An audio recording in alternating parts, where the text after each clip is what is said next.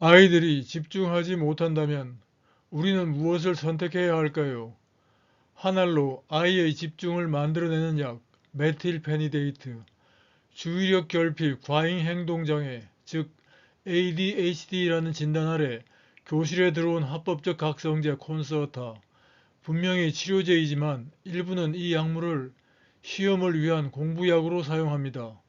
누군가에게는 반드시 필요한 약이지만 또 다른 누군가에게는 합법을 가장한 오남용의 시작이 되는 것입니다.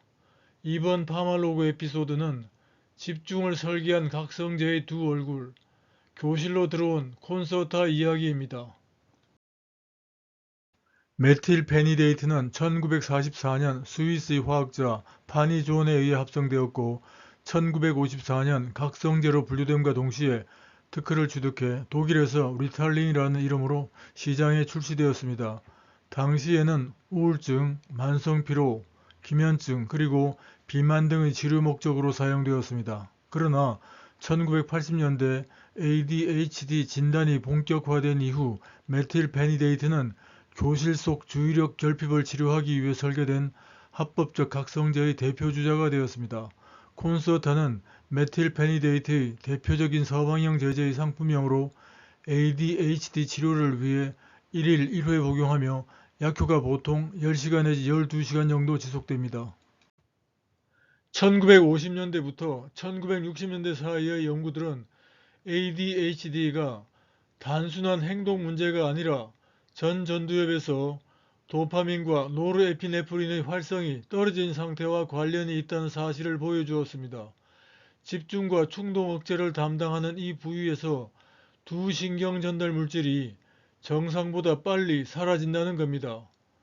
연구자들은 이들의 방출을 억지로 늘리면 부작용이 크다고 판단했고 대신 이미 나온 신경 전달 물질이 오래 머물게 하는 전략을 택했습니다. 그 표적이 바로 도파민 수송체와 노르에피네프린 수송체였고 메틸페니데이트는 이들을 차단해 도파민과 노르에피네프린의 시냅스 내 농도를 유지시킵니다.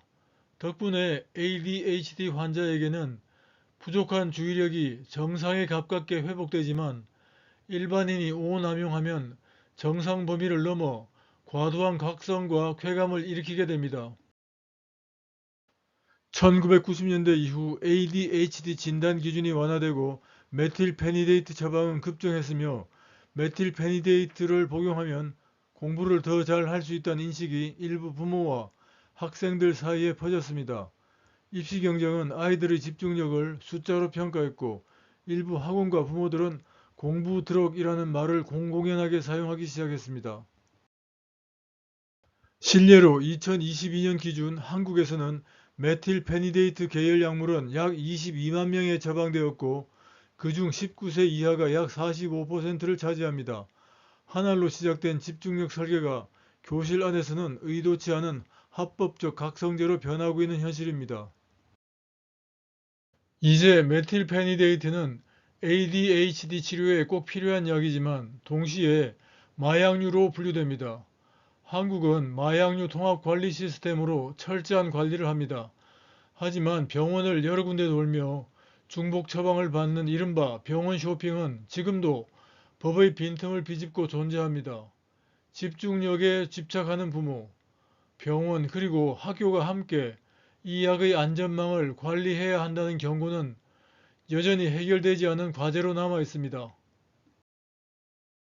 이 약이 엄격히 관리되고 있음에도 위험이 사라지는 건 아닙니다.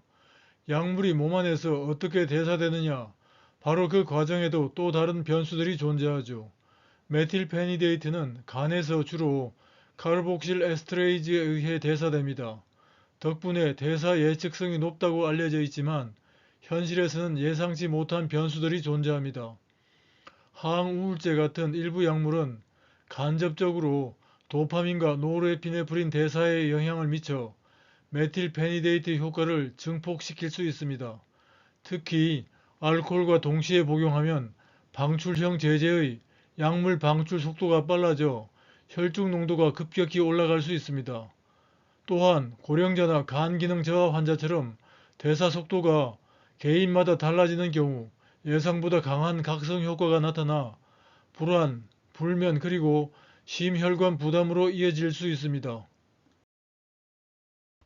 마무리합니다. 메틸페니데이트는 이제 교실 안으로 들어와 합법적 각성제라는 또 다른 얼굴을 가지게 되었습니다. 약의 얼굴은 사회가 만듭니다. 문제는 개인이 아니라 사회가 더 깨 있으라 라고 요구한다는 점입니다. 우리는 과연 어떤 선택을 할 것인가를 묻지 않을 수 없습니다.